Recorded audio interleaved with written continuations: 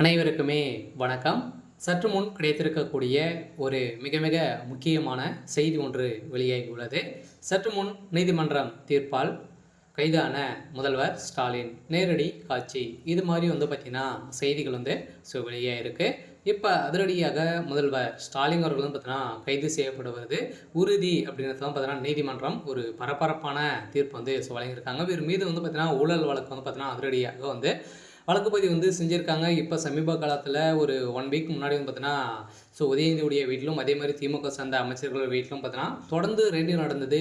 இந்த ரெய்டின் அடிப்படையில் தான் இப்போ அமலாக்கத்துறை அதிரடியாக பார்த்தீங்கன்னா முதல்வர் ஸ்டாலினுடைய வீட்டிலும் அதே மாதிரி உதயநிதியுடைய சம்மந்தப்பட்ட இடங்களிலும் ரைடுகள் பார்த்தீங்கன்னா 2-3 நாட்களாகவே தொடர்ந்து சென்னையில் நடந்துட்டு இருந்து இந்த ரைடின் அடிப்படையில் தான் இப்போ அதிரடியாக எக்கச்சக்கமான பணங்களும் போலியான டாக்குமெண்ட்டுகளும் பார்த்தீங்கன்னா இப்போ சிக்கியிருக்கக்கூடிய நிலையில் இப்போ நீதிமன்ற இறுதி தீர்ப்பால் முதல்வர் ஸ்டாலின் அவர்கள் பார்த்தீங்கன்னா கைது செய்யப்பட்டிருக்காரு அப்படின்ற மாதிரி இப்போ தகவல் வெளியாக இருக்குது.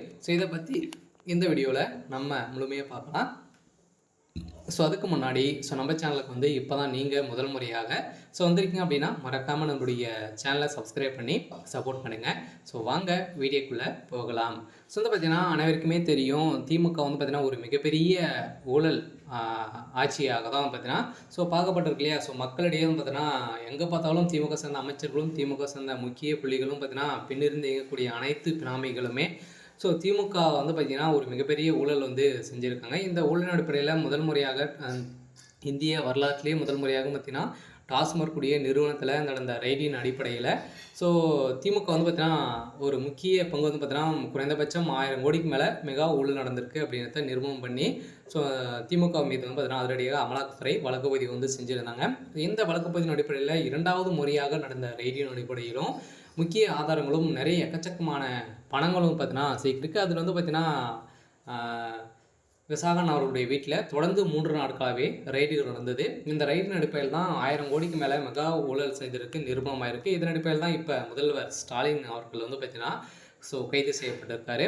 அதில் திமுகவுடைய தலைமையத்தில் தான் அனைத்து பணங்களுமே சேர்ந்திருக்கு. இதில் பார்த்தீங்கன்னா திமுகவுடைய பெரிய பினாமியாக பின்னிருந்து இயங்கக்கூடிய ஒருவர் தான் சபரீசன் அவர்கள் பார்த்தீங்கன்னா அனைவருக்குமே தெரியும், திமுகவுடைய அவர் சொன்னால் மட்டுமே தான் பார்த்தீங்கன்னா திமுகவில் அனைத்து வேலைகளுமே நடக்கும். அந்த அளவுக்கு பார்த்தீங்கன்னா திமுகவில் ஒரு முக்கிய புள்ளியாக இருக்கார். இதன் அடிப்படையில் தான் இப்போ இந்த ஊழலின் அடிப்படையில் இப்போ முதல்வர் ஸ்டாலின் அவர்கள் பார்த்தீங்கன்னா முதல்வர் ஸ்டாலின் கைது செய்யப்பட்டிருக்காரு. திமுகவுடைய அறிவாலயத்தில் ஒரு மிகப்பெரிய அதிர்ச்சியை ஏற்படுத்தியிருக்கு. சரி, ஓகே. இன்னைக்கான அப்டேட் இதுதான்.